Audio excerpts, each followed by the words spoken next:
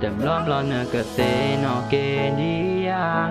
tầm lo nè cờ cho mò đi nhớ ghê phe nó xa về you a kha đó nó cờ trên nó gần à ta sao vì là giờ quẹt tên thế na lời nó gọi là thế nó đi xe à phe nó âu là giờ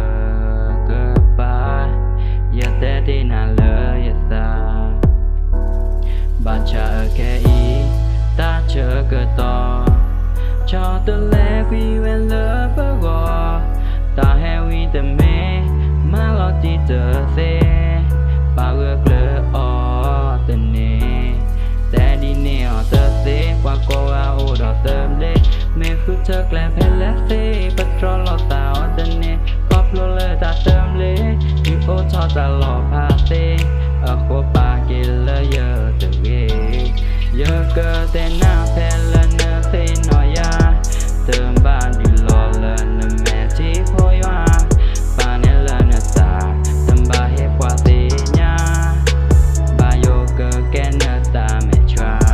mẹ mẹ ya đưa giờ cơ thô lo mà ya ta lỡ cơ lì là nơ phư qua tơm ba tơ hết qua gà thế nha ta cho một tờ ốp lan lên ba mưa chân ní cơ ghét cho lên nơ bò